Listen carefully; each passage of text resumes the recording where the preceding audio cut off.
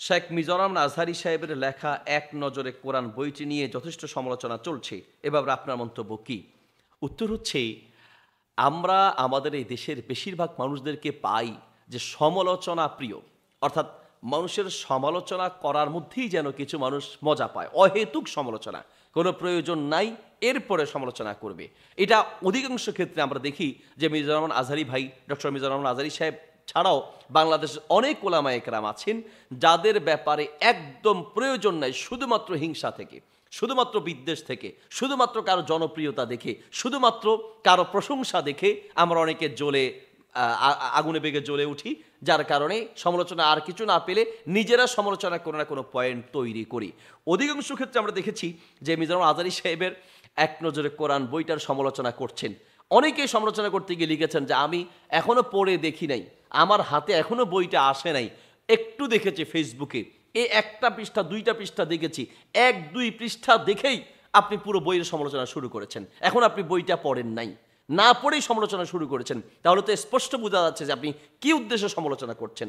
আপনার যদি তার প্রতি আসলেই ভালোবাসার থাকে, যদি তাকে সংশোধন চান বা জাতিকে সংশোধন করতে চান, তাহলে তো আপনার উচিত আগে আপনি বইটা পড়বেন, আপনি দেখবেন ভালো করে, এরপর চেষ্টা করবেন ওনার সাথে যোগাযোগ করার। হয়তো ভাইয়ের সাথে যোগাযোগ করা যায় না, তাহলে ওনার মামা আছেন, ওনার আশেপাশে যারা লোক আছে তাদের সাথে আপনি যোগাযোগ করে তাদেরকে আপনার যে নজরে ভুল পড়েছে সেটা আপনি জানানোর চেষ্টা করবেন।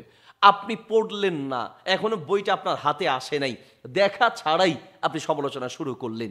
এই জন্য আমাদের এই দেশে মেধাবী যারা তারা থাকতে চায় না, কিছুদিন পরেই মানে দেশ ছেড়ে চলে যেতে চায়, কারণ মেধাবীদেরকে আমরা মূল্যায়ন করতে জানি না।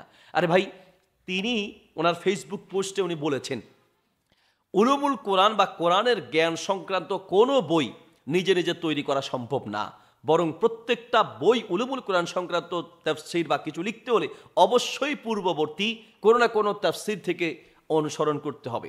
বেশিরভাগ ক্ষেত্রেই কোরআনের জ্ঞান সংক্রান্ত বইগুলো পূর্বের কোনো আলেমদের থেকে দেখতে হয়। প্রত্যেক তাফসীর কারক নতুন তাফসীর লিখতে গিয়ে পূর্বের যে তাফসীর কারকরা আছেন তাদের তাফসীর দেখে এবং সেখান থেকে কোট করে, এটা তো অন্যায়ের কিছু না। হ্যাঁ, এছাড়াও ডক্টর মিজানুর আজহারী সাহেবের ভেরিফাইড যেই পেজ আছে সেখানে উনি উল্লেখ করেছেন যে ওনার এই বইটা লিখতে গিয়ে উনি মাআলিমুস সুয়ার, তারপরে বিতাকাতু সুয়ারিল কোরআন, এই ধরনের কিছু বইয়ের নাম উনি উল্লেখ করেছেন, যে বইগুলো থেকে দেখে দেখে সেখান থেকে সহযোগিতা নিয়ে তারপরে তিনি লিখেছেন। আমরা অনেকে বেশিরভাগ ক্ষেত্রে এই বইটার সিস্টেম বা পদ্ধতি, আমি যতটুকু দেখেছি তা হচ্ছে মাআলিমুস সুয়ার একটা আরবি বই আছে, যেই বইয়ের সাথে সিস্টেম এবং পদ্ধতিগত অনেকটা মিলে, কিন্তু একেবারে 100% যে মিল এমনটা নয়, অনেক ক্ষেত্রে মিল আছে, অনেক ক্ষেত্রে মিল নাই। তাহলে যেই কোনো বই আপনি যখন উলুমুল কোরআনের উপরে লিখবেন বা উলুমুল হাদিসের উপরে লিখবেন, তখন পূর্বের কোনো বইয়ের সাথে আপনার মিল থাকতেই পারে। এটা কি এত সহজ হয়ে গেল যে একেবারে উনি এটাকে কপি পেস্ট করে লিখে দিলেন? এমন তো না। অনেকে মনে করেন যে কপি পেস্ট, পুরোপুরি কপি পেস্ট এই কথাটা ভুল, কারণ আমরা যতটুকু দেখেছি একদম হুবহু কপি পেস্ট নয়। হ্যাঁ, অনেক ক্ষেত্রে মিল আছে এবং স্ট্রাকচারে কিছুটা মিল আছে, তো মিল কিছু থাকে, এই জন্য এটা সমালোচনা করতে হবে। এই যে একটা খেদমত, আমার জানা মতে আমরা যারা আলহামদুলিল্লাহ লেখালেখি করি বা আমরা বইয়ের জগতে যারা পড়ালেখা করে, আমাদের জানা মতে, বিশেষ করে আমার জানা মতে, আমি এই রকম আর কোনো বই ইতিপূর্বে বাংলাদেশে ছাপানো হয়েছে বাংলা ভাষায় আমি পাইনি। তাহলে আপনিও হয়তো বা দেখেন নাই, যারা সমালোচনা করছেন তারাও হয়তো দেখেন নাই। তাহলে এইরকম একটা বই ইতিপূর্বে বাংলাদেশে লেখা হয় নাই, যেটা মাইন্ড ম্যাপ আকারে কোরআনের মাআলিমুস সুয়ারের মতো বা বিতাকাতু সুয়ারিল কোরআন, এই জাতীয় বই বাংলায় এর আগে অনুবাদ হয় নাই বা বাংলায় লেখা হয় নাই। সেখানে উনি অনুবাদ করেছেন, অনেক ক্ষেত্রে হুবহু রেখেছেন, কিছু জায়গায় চেঞ্জ করেছেন, অথবা বেশিরভাগ জায়গায় উনি হুবহু রেখেছেন। তো তাতে কি হয়েছে? এই যে একটা নতুন করে একবার বাংলাদেশে বলা যায় প্রথম এই আঙ্গিকে একটা বই লেখা হয়েছে, তাহলে এটার তো আপনার প্রশংসা করা উচিত, উৎসাহ দেওয়া উচিত। তাহলে কি হবে যে উনি বা আরো অনেক লেখকরা এই ধরনের লেখনীতে এগিয়ে আসবে। আমরা নবী সাল্লাল্লাহু আলাইহি ওয়াসাল্লামের হাদিসগুলোর টোটাল বিরোধিতা করছি। রাসূল সাল্লাল্লাহু আলাইহি ওয়াসাল্লাম বলেছেন বাশশির ওয়ালা তুনাফিরু, মানুষকে সুসংবাদ দাও, মানুষকে উৎসাহ দাও, মানুষকে নিরুৎসাহিত করো না, ঠিক না? তাহলে এই যে একটা বই লেখা হয়েছে, আপনারা যারা আছেন আগে দেখছেন এরকম কোনো বই?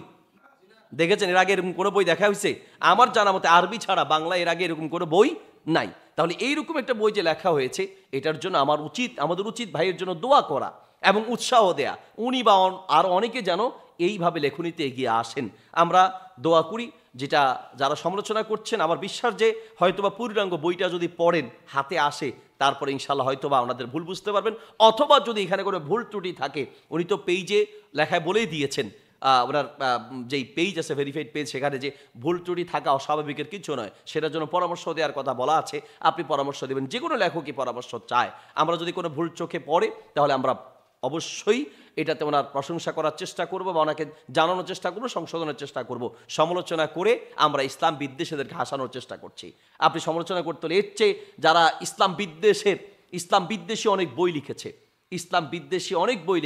ইসলামের বিপক্ষে অনেক বই লিখেছে, আপনাদেরকে তো দেখি না যে সেগুলোর সমালোচনা করতে, ইসলামের বিরুদ্ধে কত প্রপাগান্ডা চলছে সেগুলো নিয়ে সমালোচনা করতে দেখি না।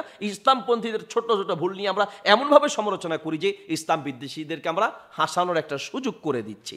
আর এটা একদম ছোট্ট একটা ব্যাপার, এটাকে আমরা কত বিশাল করে ফেলছি। আল্লাহ তাআলা আমাদেরকে বোঝার তৌফিক দান করুন।